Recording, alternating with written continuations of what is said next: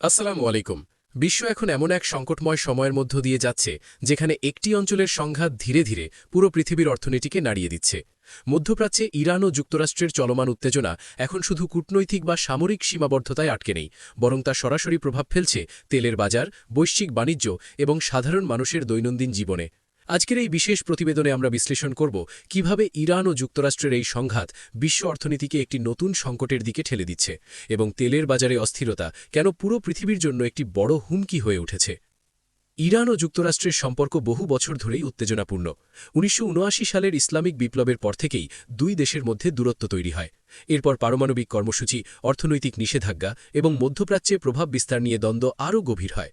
সাম্প্রতিক সময়ে এই উত্তেজনা আরও বেড়ে যায় যখন ইরান তাদের পারমাণবিক সক্ষমতা বাড়ানোর চেষ্টা করে এবং যুক্তরাষ্ট্র তার বিরুদ্ধে কঠোর অবস্থান নেয়।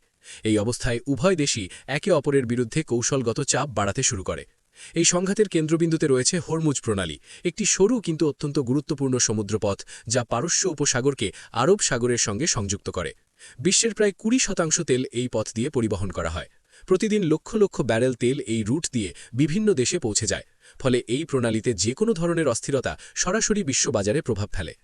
বর্তমান পরিস্থিতিতে এই প্রণালীকে ঘিরে নিরাপত্তা ঝুঁকি ভয়াবহ আকার ধারণ করেছে। তেলবাহী জাহাজগুলো হামলার আশঙ্কায় চলাচল কমিয়ে দিয়েছে। অনেক আন্তর্জাতিক কোম্পানি এই রুট ব্যবহার করতে ভয় পাচ্ছে। বিমা কোম্পানিগুলো প্রিমিয়াম বাড়িয়ে দিয়েছে কয়েক গুণ। ফলে পরিবহন খরচ বেড়ে গেছে, সময় বেড়েছে এবং সরবরাহ ব্যবস্থা ব্যাহত হয়েছে। এই অবস্থার সবচেয়ে বড় প্রভাব পড়েছে তেলের দামে। বাজারে যখন সরবরাহ নিয়ে অনিশ্চয়তা তৈরি হয় তখন দাম দ্রুত বাড়তে শুরু করে। বর্তমানে আমরা দেখতে পাচ্ছি আন্তর্জাতিক বাজারে তেলের দাম ধারাবাহিকভাবে বৃদ্ধি পাচ্ছে। এই বৃদ্ধি শুধু একটি অর্থনৈতিক সূচক নয়, এটি বিশ্ব অর্থনীতির একটি গুরুত্বপূর্ণ সংকেত। তেলের দাম বাড়ার ফলে প্রথমে প্রভাব পড়ে পরিবহন খাতে। বিমান, জাহাজ, ট্রাক সব ধরনের পরিবহন খরচ বেড়ে যায়। এর ফলে পণ্য পরিবহনের খরচ বৃদ্ধি পায় এবং সেই খরচ শেষ পর্যন্ত ভোক্তার উপর চাপানো হয়। ফলে বাজারে প্রতিটি পণ্যের দাম বাড়তে শুরু করে। খাদ্যদ্রব্যের দাম বৃদ্ধি এই সংকটের একটি গুরুত্বপূর্ণ দিক। কৃষি খাতে যন্ত্রপাতি চালাতে জ্বালানির প্রয়োজন হয়, পরিবহনেও জ্বালানি লাগে। ফলে তেলের দাম বাড়লে খাদ্য উৎপাদন ও পরিবহন উভয় ক্ষেত্রেই খরচ বেড়ে যায়। এর প্রভাব পড়ে সাধারণ মানুষের জীবনে, বিশেষ করে নিম্ন আয়ের মানুষের জন্য এটি আরও কঠিন হয়ে ওঠে। এই পরিস্থিতি মুদ্রাস্ফীতিকে আরও বাড়িয়ে দেয়। অনেক দেশই ইতিমধ্যে উচ্চ মুদ্রাস্ফীতির সঙ্গে লড়াই করছিল। এখন তেলের দামের এই বৃদ্ধি সেই সমস্যাকে আরও জটিল করে তুলেছে। মানুষের আয় বাড়ছে না, কিন্তু খরচ বেড়ে যাচ্ছে। ফলে জীবনযাত্রার মান নিচে নেমে যাচ্ছে। উন্নত দেশগুলো এই পরিস্থিতি মোকাবিলার জন্য বিভিন্ন পদক্ষেপ নিচ্ছে। তারা সুদের হার বাড়াচ্ছে যাতে মুদ্রাস্ফীতি নিয়ন্ত্রণ করা যায়। এছাড়া তারা তাদের কৌশলগত তেলের মজুদ ব্যবহার করছে যাতে বাজারে সরবরাহ বজায় রাখা যায়। তবে এসব পদক্ষেপ সাময়িক সমাধান দিতে পারে, স্থায়ী সমাধান নয়। অন্যদিকে উন্নয়নশীল দেশের জন্য পরিস্থিতি আরও কঠিন। বাংলাদেশ সহ অনেক দেশ তেল আমদানির উপর নির্ভরশীল। তেলের দাম বাড়লে তাদের আমদানি ব্যয় বেড়ে যায়। এতে বৈদেশিক মুদ্রার রিজার্ভের ওপর চাপ পড়ে। সরকারকে তখন কঠিন সিদ্ধান্ত নিতে হয় ভর্তুকি বাড়াতে হবে, নয়তো জ্বালানির দাম বাড়াতে হবে। উভয় ক্ষেত্রেই সাধারণ মানুষের ওপর প্রভাব পড়ে। এই সংকটের আরেকটি গুরুত্বপূর্ণ দিক হল বৈশ্বিক সরবরাহ চেইনের ওপর প্রভাব। বিশ্ব অর্থনীতি এখন একে অপরের সঙ্গে গভীরভাবে সংযুক্ত। একটি অঞ্চলে সমস্যা হলে তা অন্য অঞ্চলেও প্রভাব ফেলে। যখন সমুদ্রপথে পরিবহন ব্যাহত হয় তখন পণ্য সরবরাহে দেরি হয়, উৎপাদন কমে যায় এবং বাজারে ঘাটতি তৈরি হয়। শিল্প খাতে এর প্রভাব অত্যন্ত গুরুতর। কাঁচামাল সময়মতো না পৌঁছালে উৎপাদন বন্ধ হয়ে যায়। অনেক কারখানা উৎপাদন কমিয়ে দেয় বা সাময়িকভাবে বন্ধ করে দেয়। এতে কর্মসংস্থানে প্রভাব পড়ে এবং অর্থনীতিতে নেতিবাচক চাপ তৈরি হয়। বিশেষজ্ঞরা সতর্ক করেছেন যে এই পরিস্থিতি যদি দীর্ঘস্থায়ী হয় তাহলে বিশ্ব অর্থনীতি একটি বড় মন্দার দিকে যেতে পারে। বিনিয়োগ কমে যাবে, ব্যবসায়িক আস্থা কমে যাবে এবং বৈশ্বিক বৃদ্ধি হ্রাস পাবে। ইতিমধ্যেই অনেক আন্তর্জাতিক সংস্থা এই বিষয়ে উদ্বেগ প্রকাশ করেছে।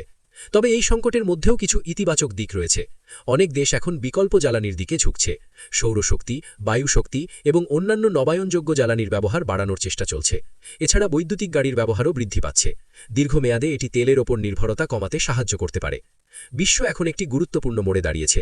এই সংকট আমাদের মনে করিয়ে দিচ্ছে আমাদের জ্বালানি ব্যবস্থাকে আরও টেকসই করতে হবে। শুধু একটি উৎসের ওপর নির্ভর করলে ভবিষ্যতে আরও বড় ঝুঁকি তৈরি হতে পারে।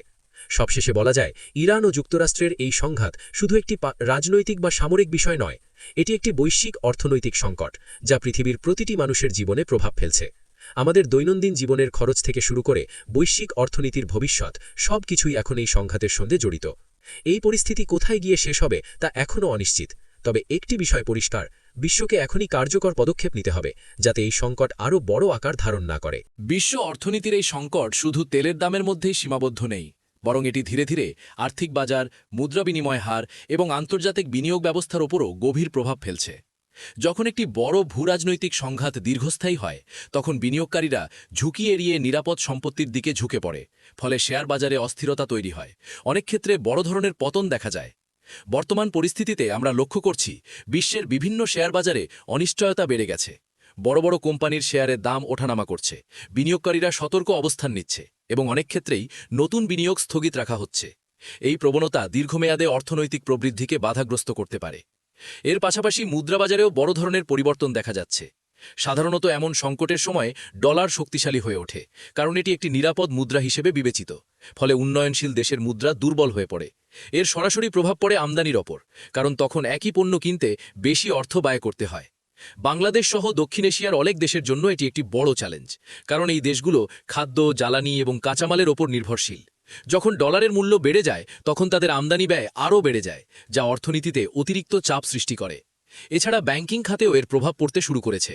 সুদের হার বৃদ্ধি, ঋণ পরিশোধের চাপ এবং ব্যবসায়িক অনিশ্চয়তার কারণে অনেক প্রতিষ্ঠান আর্থিক সংকটে পড়ছে, ফলে ঋণ খেলাপির হার বাড়ার আশঙ্কা তৈরি হয়েছে। এই সংকটের আরেকটি গুরুত্বপূর্ণ দিক হল জ্বালানি নিরাপত্তা। অনেক দেশ এখন বুঝতে পারছে তাদের জ্বালানি সরবরাহ কতটা ঝুঁকির মধ্যে রয়েছে, ফলে তারা বিকল্প উৎস খুঁজতে শুরু করেছে। কেউ কেউ নিজস্ব জ্বালানি উৎপাদন বাড়ানোর চেষ্টা করছে, আবার কেউ নতুন জ্বালানি চুক্তি করছে।